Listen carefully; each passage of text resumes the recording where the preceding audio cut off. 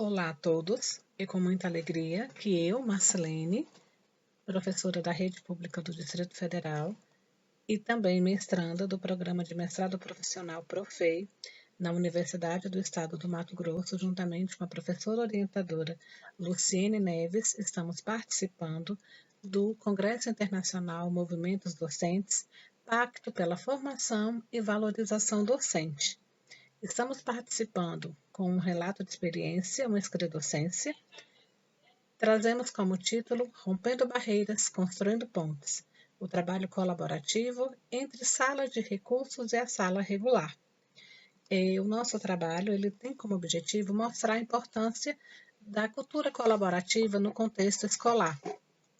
A nossa experiência é uma experiência que aconteceu na sala de recursos, um trabalho realizado entre a sala de recursos com a sala regular, né?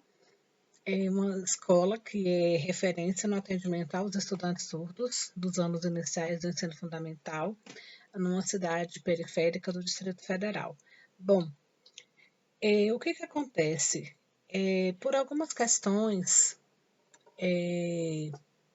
o professor do AE ele é visto como responsável direto para o estudante surdo. Na verdade, a implementação da cultura colaborativa quebra esse paradigma, ou seja, todos são responsáveis, todos os profissionais podem colaborar, podem ajudar no trabalho com o estudante surdo. E a nossa experiência traz o seguinte: uma professora, intérprete, ela recém-contratada, iniciando, né, o seu trabalho enquanto professora intérprete, ela teve algumas dificuldades para o planejamento de uma aula de frações. E aí nós sentamos juntas, eu propus para ela, falei, nós vamos sentar, nós vamos estruturar uma aula para que você, juntamente com a professora regente da turma, possam trabalhar de uma maneira bem tranquila com todos os estudantes, né? Levar o material ilustrado em libras, os recursos visuais, para que o estudante surdo pudesse compreender. Mesmo com toda a ajuda, eu percebi uma certa dificuldade dessa professora. E aí eu resolvi conversei com ela e com a professora da turma, outra professora, a professora regente, de que esse primeiro momento da aula seria na sala de recursos, para que a gente pudesse trabalhar de forma mais individualizada. E foi um momento riquíssimo, né? Carinhosamente vou chamar a professora professora intérprete de Luna, e o nosso estudante surdo, o Ryan. Começamos a aula, né? Trouxemos bastante material, trouxemos tiras de frações confeccionadas em papel, trouxemos chocolate, começamos a conversar com o Ryan, explicando que a gente iria trabalhar fração, a divisão, né, na verdade, de uma forma diferente, para que depois pudéssemos apresentar a palavra fração. Fizemos toda a exploração do sinal da palavra, as partes que compõem a fração, o que significa cada parte. E aí apresentamos o chocolate para o Ryan, perguntei se ele gostava de chocolate, se ele come o chocolate com frequência.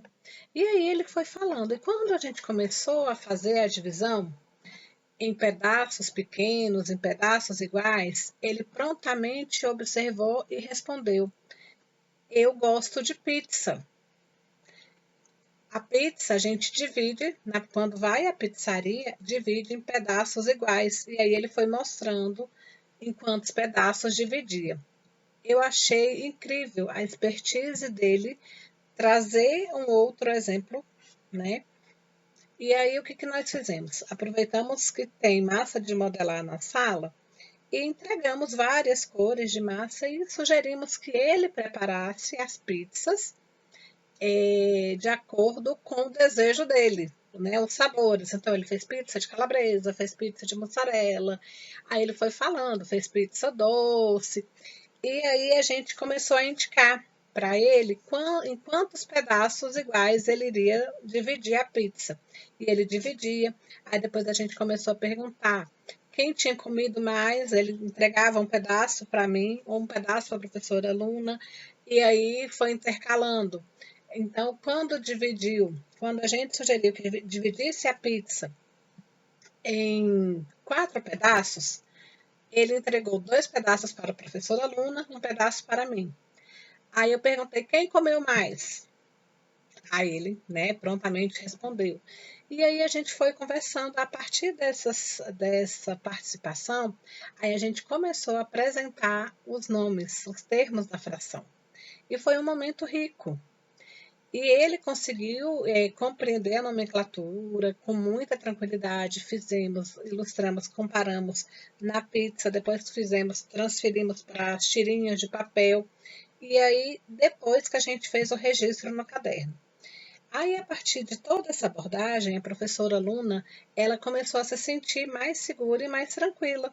O que ela fez? Ela já começou a olhar e falar: olha, Marcelene, a gente já vai trabalhar no segundo momento, juntamente com a professora da turma.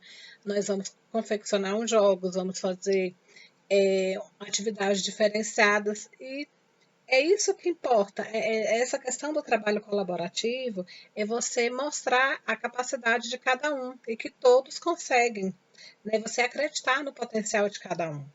E aí, no segundo momento, ele já voltou para a sala, né? Que enquanto ele estava conosco na sala de recursos, a professora regente estava trabalhando concomitante com os demais alunos. E aí ele participou do segundo momento da aula, né? E a gente percebe o quanto é importante essa interação. Então, todos ali tiveram o seu papel. Então, ela estava insegura, ela tinha o conhecimento do conteúdo, mas pela pouca experiência, ela ainda não tinha a confiança de trabalhar sozinha com o aluno. E nós trabalhamos juntas, nós ali as duas estávamos numa relação de igualdade. Uma relação de igualdade,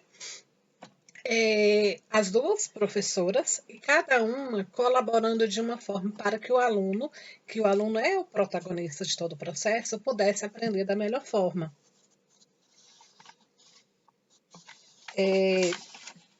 Vale ressaltar que eu também, enquanto docente, no início da minha trajetória, eu também passei por dificuldades, né?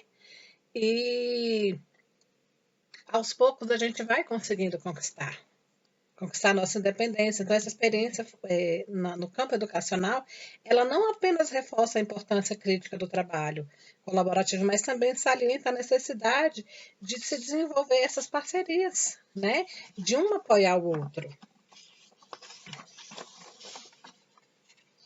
E acreditar também no potencial do estudante, porque nós planejamos uma aula, né?